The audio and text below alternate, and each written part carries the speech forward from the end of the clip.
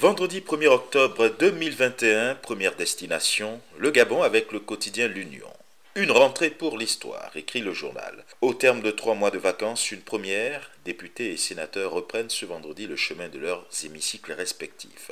Là aussi pour une première. Le Parlement va en effet se réunir désormais au cours d'une session unique, octobre-juin, du jamais vu depuis le retour du multipartisme en 1990. Très vital sur la table, plusieurs projets d'ordonnance, eux aussi de nature à marquer l'histoire. Une si longue et sinueuse route vers la déclaration des biens, lit-on en manchette du quotidien togolais Liberté, et maintenant au Sénégal il est question avec Walf Quotidien d'une absence sans explication. Idi piétine la transparence. Première notation en monnaie locale par Bloomfield, le Sénégal parmi les mieux notés de l'UEMOA. C'est la bonne nouvelle annoncée par le quotidien Le Soleil. Le pays pourra emprunter au meilleur taux sur le marché financier régional. Une économie résiliente malgré la pandémie du Covid-19. Local, rude bataille pour le contrôle des mairies, écrit le quotidien qui dit juste en dessous que le feu couve à Bénou. Les villes de Dakar, Thiès, Fatick, Saint-Louis, Ziguinchor, Kaffrine, etc. Objet de convoitise. Les mêmes locales s'installent également en manchette du Sud Quotidien. Ouverture de la période contentieuse ce vendredi. Contestation fast track. En Côte d'Ivoire, pour le Patriote, il est question de lutte contre la corruption. Zoro dévoile son arsenal de guerre à travers une interview proposée dans les colonnes du journal. Tractation politique en manchette du jour plus, groupe parlementaire PDC-IRDA, l'argent des députés a été bel et bien détourné, selon les révélations du député Marius Conan.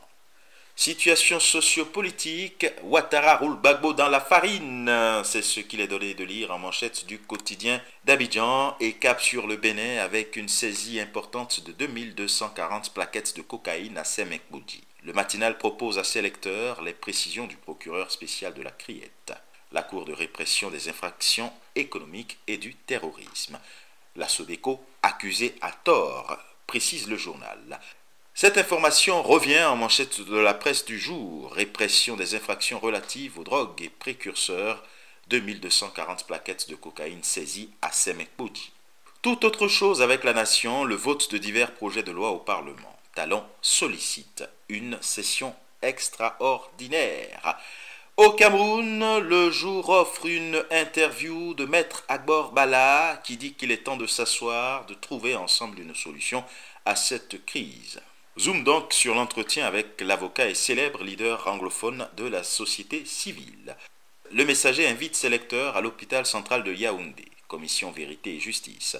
Sur instruction du MinSanté, Dr Zoa conduit la commission d'enquête interne mise sur pied afin de faire la lumière sur les soupçons de trafic d'organes sur la dépouille d'Hilaire Haïssi. Acte incivique du RDPC, muet comme une carpe, lit-on en manchette de mutation. Atterrissage maintenant en Afrique du Nord avec le quotidien chérifien Le Matin. Il y est dit que sur la base des recommandations de la commission scientifique et technique et compte tenu de l'amélioration progressive de la situation épidémiologique, le gouvernement décide une série de mesures afin d'alléger les restrictions sanitaires à partir de ce 1er octobre. Et ce sera tout pour aujourd'hui. Excellent début de mois pour ce mois d'octobre rose. Pensez à vous faire dépister contre les cancers féminins. Mais encore, prudence, vigilance et surtout, n'oubliez pas les gestes barrières. Excellent début de week-end et à la semaine prochaine.